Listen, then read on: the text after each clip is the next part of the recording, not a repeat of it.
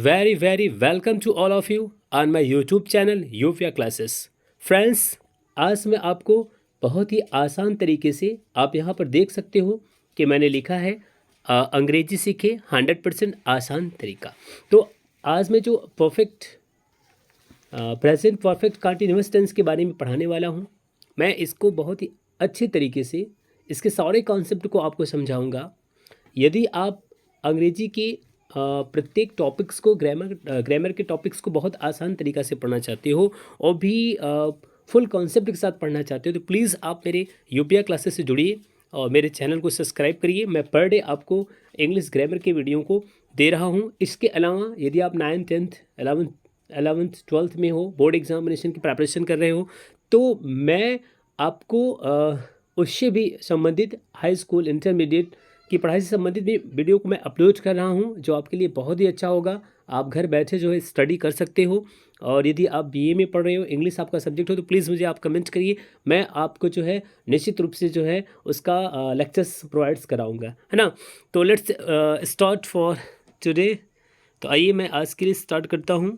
आप देख सकते हो कि यहाँ मैंने जो टेंस लिया था वो प्रेजेंट परफेक्ट कंटिन्यूअस टेंस है।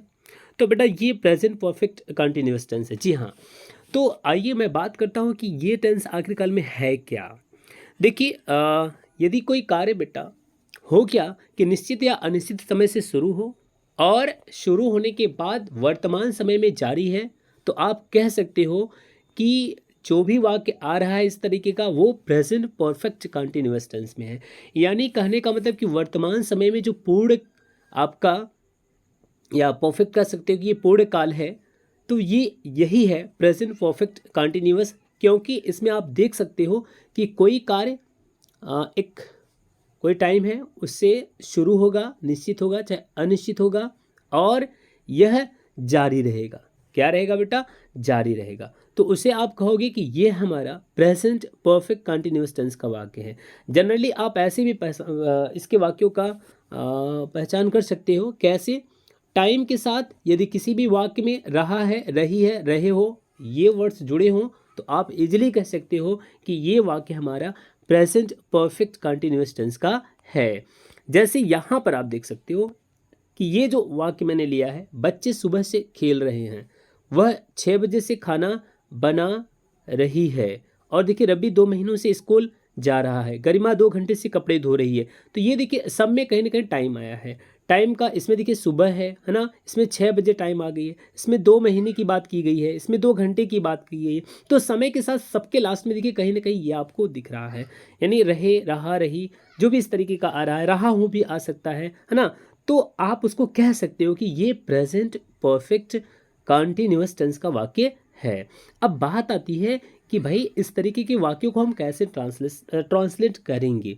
तो सबसे पहले मैं अफर्मेटिव सेंटेंस को कवर करूंगा और नेगेटिव सेंटेंस को कवर करूंगा। इसके बाद इंट्रोगेटिव सेंटेंस को मैं कल इसी टाइम आपको वीडियो प्रोवाइड्स करा दूंगा, है ना। तो let's start for today's topic. तो आज मुझे पढ़ाना है बेटा क्या? Affirmative sentence. तो आइए देखना है कि प्रेजेंट परफेक्ट कंटिन्यूअस टेंस का अफर्मेटिव सेंटेंस का क्या स्ट्रक्चर्स होता है। तो रूल्स में आप देख सकते हो क्या है। सबसे पहले आपको जिस किसी वाक्य का ट्रांसलेशन करना है उसके सब्जेक्ट की इंग्लिश लिखो। उसके बाद इसी सब्जेक्ट के अकॉर्डिंग आप हैज़ लगाओ या फिर हैव लगाओ। आगे क्या लिखना है बेटा? ये बीन है। और हाँ, यहाँ रहा है, रही है, रहे हो की बात हो रही है। तो जहाँ कहीं भी रहा है, रही है, रहे हो की बात करें, कंटिन्यूअस टेंस की बात हो, तो वहाँ पर ING form of the verb use होगी। यानी गो है तो उसमें आप आईएनजी जोड़कर लिखेंगे गोइंग। इसी तरीके से आगे आपको बढ़ जाना है, ऑब्जेक्ट कंप्लीमेंट यूज करना है। और इसके बाद एक बेहद इंपॉर्टेंट चीज़ है, वो क्या है? सिंस या फॉर। देखो ये सिंस या फॉर ये प्रेपोजिशन है। इसमें जो समय आता है, समय के बाद एक से आता है, यानी सुबह से, दोपहर से, है ना, 2 महीनों से। तो वो प्रेपोजिशन के लिए, से के लिए यहाँ पर हम लोग सिंस या फॉर यूज करेंगे, है ना। फिर बाद में जो टाइम आई रहेगी उसको हम यहाँ लिखेंगे लास्ट में।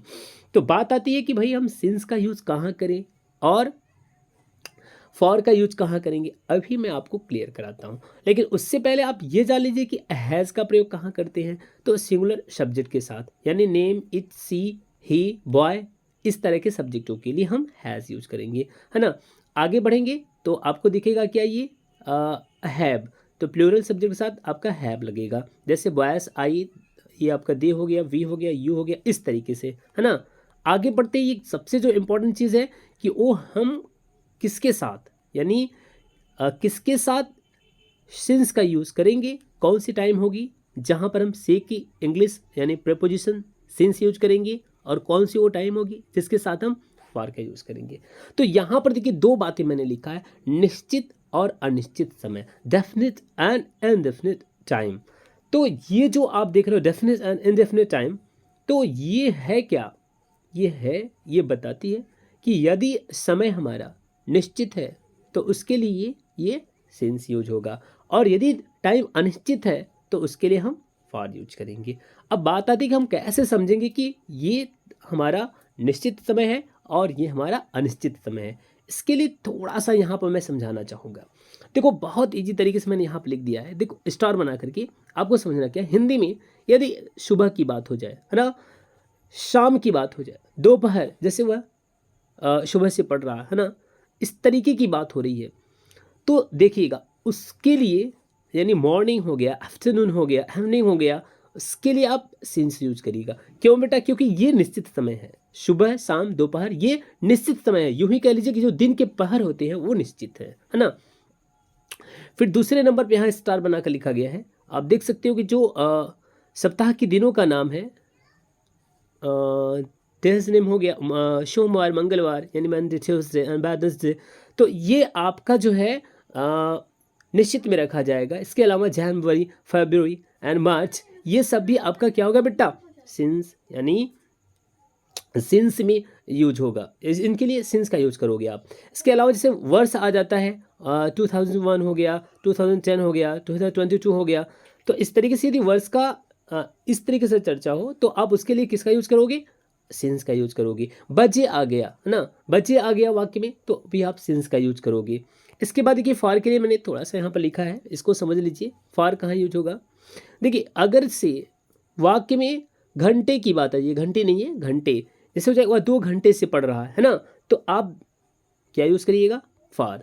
दिन आ गया भाई, 2 दिनों से खाना नहीं खा रहा है, तो आप फॉर यूज करिएगा। वो 2 महीनों से यहाँ काम कर रहा है, तो आप महीनों यानी 2 मंथ्स फॉर यूज होगा। वो पिछले 2 सालों से सॉरी पिछले शब्द जुड़ जाएगा तो कुछ उसका कॉन्सेप्ट अलग हो जाता है कि वर्ष होना चाहिए। जैसे वह 2 सालों से यहाँ पढ़ रहा है, तो आप क्या करोगे, ये फॉर यूज करोगे, यानी ईयर्स के लिए, मंथ्स के लिए, और ये आपका जो डेज है, आवर्स है, इनके लिए आप यूज करोगे क्या, फॉर। ठीक, आगे बढ़ते हैं। तो ये कुछ कॉन्सेप्ट इनको आप समझिए। आइए बच्चों अब करते हैं ट्रांसलेशन। बहुत ही अच्छी तरीके से और ईजिली करना है, और बहुत ज़्यादा तेज़ी से हमको नहीं करना है, ताकि इस तरीके से चलिए समझ में आए। चलो शुरू करते हैं। बच्चे सुबह से खेल रहे हैं, ये है आपका प्रेजेंट परफेक्ट कंटिन्यूअस टेंस। सबसे पहले सब्जेक्ट ढूंढो, सब्जेक्ट क्या है, बच्चे। तो आपको यहाँ पर लिखना होगा क्या, लिखना होगा बच्चे, यानी द चिल्ड्रेन। क्या हो जाएगा बेटा, द चिल्ड्रेन। तो ये आप द चिल्ड्रेन लिख लीजिए। अब ये बच्चे हैं, एक नहीं बहुवचन में है, तो आप यहाँ क्या यूज कर लेंगे, हैव। और ध्यान दीजिए हैव के बाद आप बीन लगाओगे, तो हैव बीन। तो इतना हो गया, द चिल्ड्रेन हैव बीन। अब देखिए जो वर्ब है उसमें आईएनजी लगाइए। वर्ब क्या है इसमें, खेलना। तो the children have been playing, क्या हो जाएगा बेटा, the children have been playing. अब उसके बाद ऑब्जेक्ट या कॉम्प्लीमेंट, अब कौन सा खेल खेल रहे हैं, ये तो दिया नहीं है, तो यानी ऑब्जेक्ट या कॉम्प्लीमेंट को हटा दीजिए यहाँ से, ये नहीं है, इसको यूज मत करिए। आगे चलिए सिंस या फॉर। देखिए अब हम सिंस यूज करेंगे कि फॉर, यानी प्लेइंग लिखने के बाद हम सिंस यूज करेंगे कि फॉर यूज करेंगे, ये बताएगा समय। समय इसमें सुबह है, इसलिए आप इसमें सिंस यूज कर लीजिए। और आगे क्या हो जाएगा, मॉर्निंग। तो टोटल क्या इसका ट्रांसलेशन बनेगा, यहाँ देख लीजिए मैंने लिखा है बहुत अच्छे से, समझ लीजिए इसको। यानी बच्चे, ये हो गया, द चिल्ड्रेन हो गया, और ये आपका हमने बताया था कि हैव बीन, हैज़ बीन दूसरे नंबर पर लगेगा, तो ये चिल्ड्रेन है, इसके लिए बहुवचन आपका है, तो ये हैव बीन यूज हो जाएगा। खेल रहे हैं, यानी खेल रहे हैं, नहीं प्लेइंग हो गया। सुबह ये आपका लास्ट में यूज होगा टाइम, उससे पहले हमारा सेक इंग्लिश सिंस यूज हो जाएगी, since morning. The children have been playing since morning. तो ये हो गया। आगे बढ़ते हैं और देखते हैं कि अगला ट्रांसलेशन क्या है। देखिए अगला ट्रांसलेशन यहाँ पर लिया गया है कि वह 6 बजे से खाना बना रही है। ठीक, 6 बजे से खाना बना रही है। तो सबसे पहले आप सब्जेक्ट ढूंढिए। सब्जेक्ट इसमें क्या है? वह, यानी किसी लेडी की बात हो रही है। तो आप इसकी इंग्लिश शुरुआत में लिखिए, सी हो गया। अब उसके बाद हैज़ या हैव, एक वचन है तो आप क्या यूज करोगे? हैज यूज करोगे। फिर क्या लगा लेना है? बीन लगा लेना है। She has been. और आगे क्या होगा? वर्ब की आईएनसी फॉर्म। वर्ब क्या है? बना रही है, यानी खाना बना रही, कुकिंग की बात कर रही है। तो आप इसमें कुक लिख करके आईएनजी जोड़िए, तो क्या हो जाएगा? Cooking. She has been cooking, वह खाना बना रही है। अब आगे लिख सकते हो, फूड लिख सकते हो, she has been cooking food. और लास्ट में देखिए क्या होगा? 6 बजे की बात हो रही है, तो बजे के लिए मैंने बताया था ये निश्चित होता है बजे, तो आप यहाँ पर सिंस लाइए। सिंस आगे क्या हो जाएगा? 6। तो आप जोड़ सकते हो, पूरा कंप्लीट सेंटेंस बता सकते हो, she has been cooking food since 6, है ना? इस तरीके से हो जाएगा। शॉर्टली देखिए यहाँ पर लिखा गया है she has been cooking since 6 o'clock। तो कुकिंग का मतलब खाना बना रही है। अगर आप फूड नहीं लिखते हो तब भी ये हो जाएगा, चल जाएगा। आगे देखिए अगला सेंटेंस क्या है? रवि 2 महीनों से स्कूल नहीं जा रहा है। चलिए, रवि 2 महीने से स्कूल नहीं जा रहा है, कैसे होगा ट्रांसलेशन? रवि इसमें सब्जेक्ट है, उसको सबसे पहले लिखिए। उसके बाद हैज़ या हैव, तो नेम है, हैज़ बीन यूज हो जाएगा। Ravi has been. वर्ब क्या है बेटा? जाने की बात हो रही है, गोइंग टू लग जाएगा। Ravi has been going to, और यहाँ पर कॉम्प्लीमेंट के रूप में क्या यूज होगा? ऑब्जेक्ट, ये आपका स्कूल। तो Ravi has been going to school. अब देखिए महीने की बात हुई है, अगर महीनों का नाम होता है जनवरी फरवरी तो मैं सिंस कहता आप लगाइए, बट यहाँ पर क्या यूज होगा? फॉर।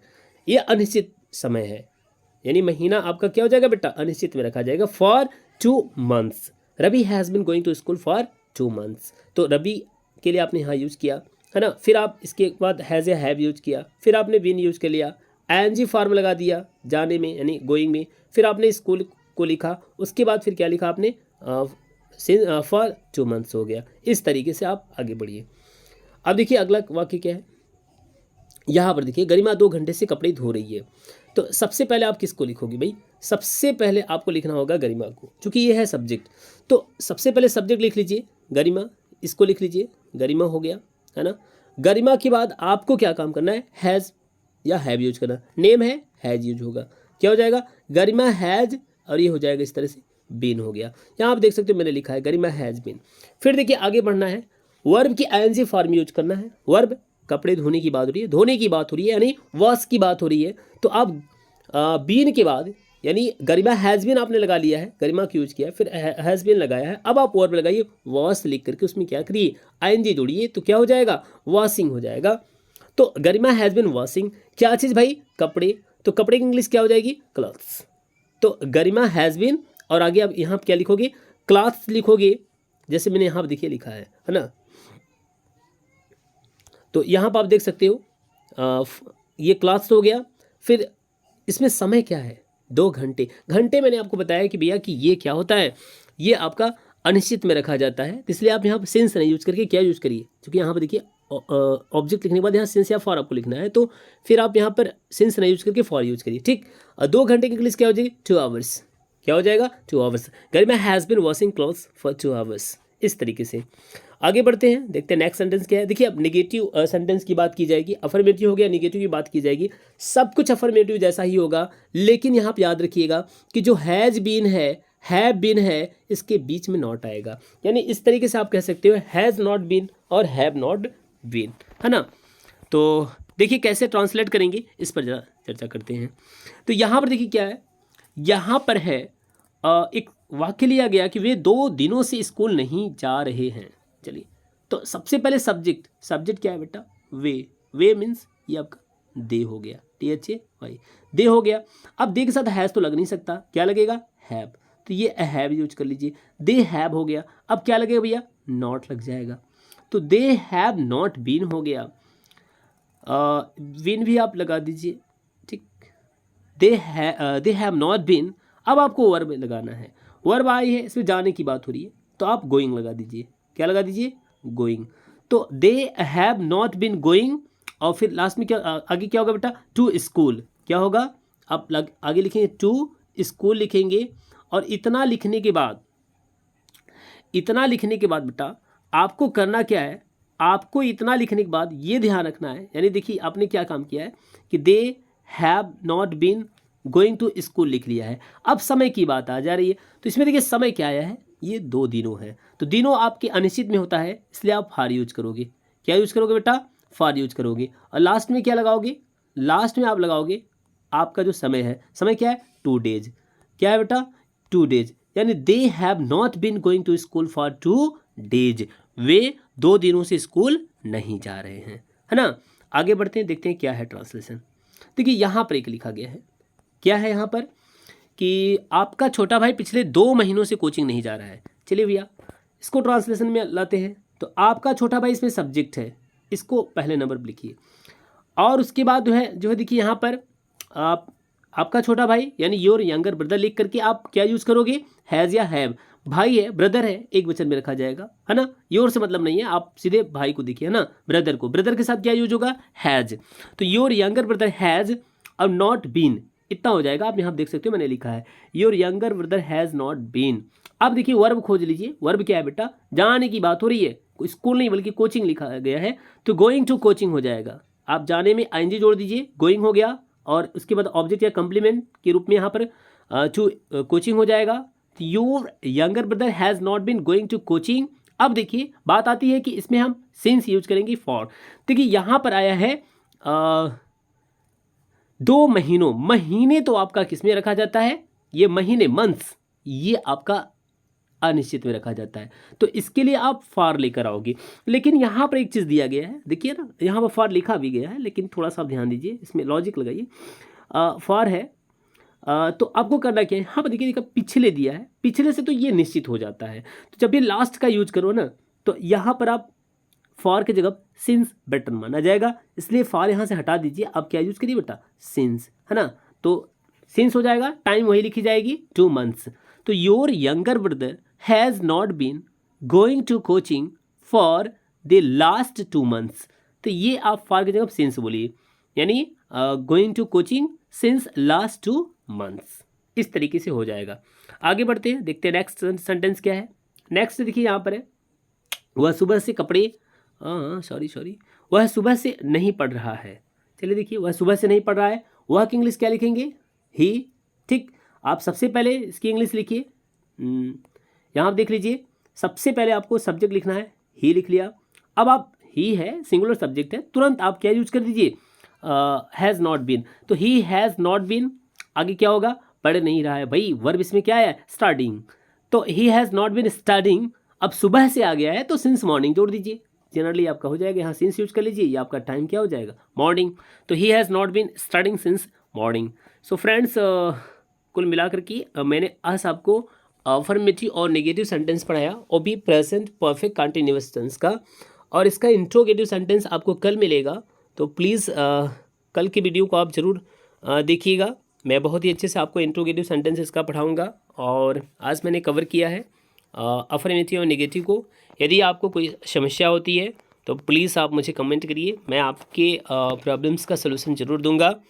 और इसको आप अन्य अपने दोस्तों तक भी इसको शेयर कराइए, उनको भी टेंस सीखने का अच्छा मौका दीजिए। वो भी यूपिया क्लासेस के साथ जुड़े, और मैं आपको ऐसे ही लगभग सारे टेंस की वीडियो को पढ़ा दूंगा। फिर बाद में मैं ग्रामर लाइव स्टार्ट करने वाला हूँ, आप लाइव क्लास में भी जुड़िएगा। और मैं आपको parts of speech, voice, narration, जो भी टॉपिक्स है उसको मैं पढ़ाऊँगा। तो प्लीज़ आप मेरे चैनल से जुड़े रहिए, और इसी तरीके से मैं आपकी इंग्लिश को मेंटेन करूँगा। सो आज के लिए इतना ही, कल मिलते हैं, तब तक के लिए बाय बाय।